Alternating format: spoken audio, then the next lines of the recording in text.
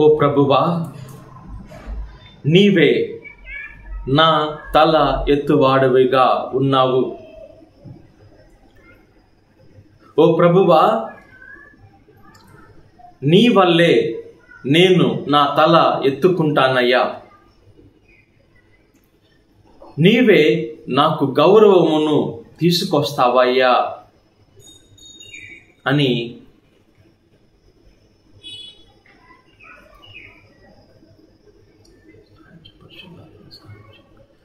ఓ ప్రభువా, నీ వల్లే నేను నా తల ఎత్తుకుంటానయ్యా. నాకు గౌరవమును ఇచ్చే దేవుడవు నీవే అయ్యా అని దావీదు మహారాజు 3వ కీర్తన 3వ వచనములో పలుకుచున్నాడండి. అవమానాలు మనకు వచ్చినప్పుడు మనము కృంగి కృషించిపోతుంటాం.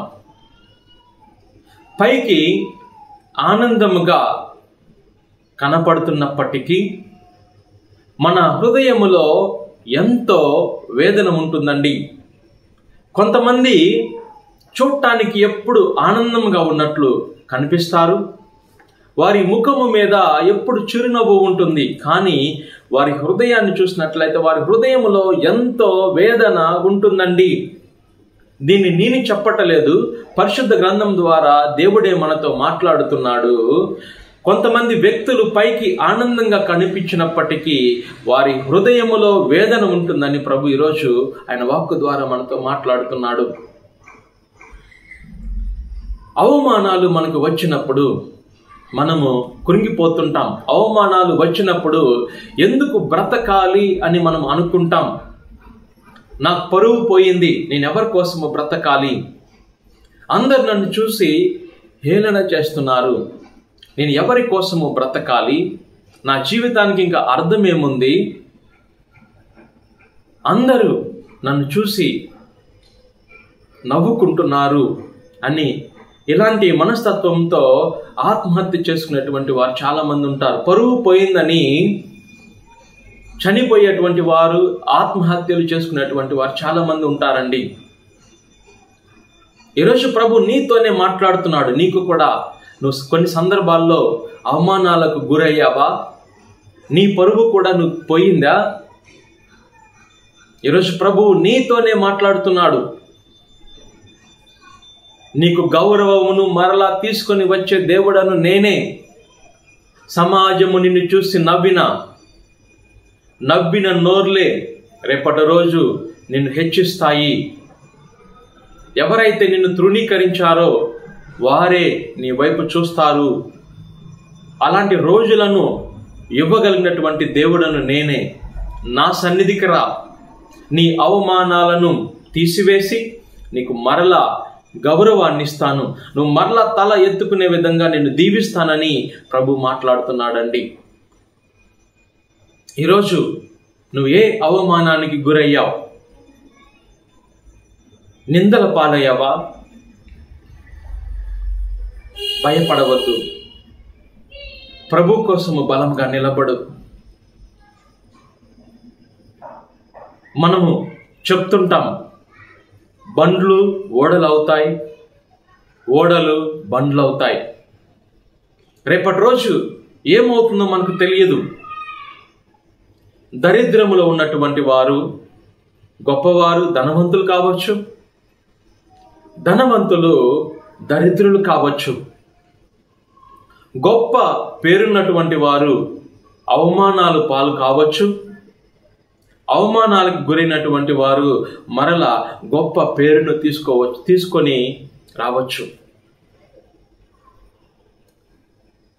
ఏ పరిస్థితిలో నువ్వు ఉన్నా నీ పరిస్థితులను తారుమారు చేయగలిగినటువంటి దేవుడు ఒకడున్నాడు. ఆ దేవుని యందు నీకు విశ్వాసము ఉన్నంత వరకు నువ్వు అవమానాలను లక్ష్య పెట్టవలసినటువంటి అవసరం లేదు. అవమానాలు వచ్చినప్పుడు, నిందల పాలైనప్పుడు దేవుని యందు కూడా నువ్వు విశ్వాసాన్ని కోల్పోయావా? శత్రువు చేతులకు వెళ్తావు. శత్రువు నీ జీవితాన్ని నాశనం చేస్తాడు.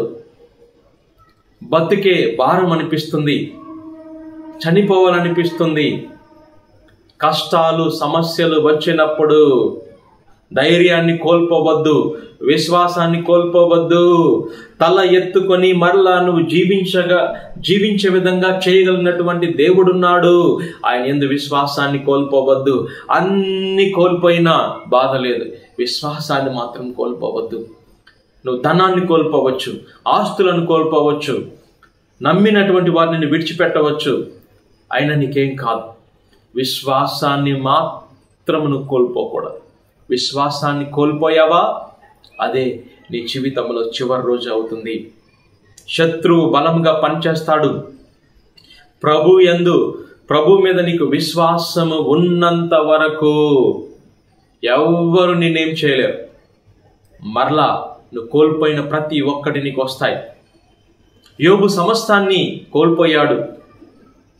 అవమానాలకు యోబు గురయ్యాడు. యోబు యొక్క స్నేహితులు చెప్తున్నారు, నీ దేవుడు ఎక్కడున్నాడు, నువ్వు దేవునికి వ్యతిరేకంగా పాపం చేశావని. యోబు యొక్క స్నేహితులు కూడా యోబుని హేళన చేశారు. యోబు అవమానాలకు గురయ్యాడు. ఎందుకోసం బ్రతకాలి, అయ్యా నా జీవితాన్ని తీసుకో అని ప్రార్థించాడు. ఘోరమైన శ్రమలకు యోబు గురయ్యాడు. ఘోరమైన శ్రమలకు గురైనప్పటికీ యోబు ఒక్కదాన్ని మాత్రం కోల్పోలేదండి, అదే దేవుని యందు విశ్వాసము. ఆయన యందు విశ్వాసాన్ని కోల్పోలేదు కాబట్టే యోబు రెండంతలుగా ఆశీర్వదించబడ్డాడు. హేళన చేసినటువంటి వారే యోబుని ఘనపరిచారు అని మనం పరిశుద్ధ గ్రంథంలో చూస్తున్నాం. నువ్వు మరలా తలెత్తుకుంటావు, కోల్పోయిన ప్రతి ఒక్క దాన్ని నువ్వు పొందుకుంటావు. నేను విడిచి వెళ్ళిన ప్రతి ఒక్కరిని చెంతకు వస్తారు. దేవుని యందు విశ్వాసము కలిగి జీవించు, ఆయనే నిన్ను ఘనపరుస్తాడు.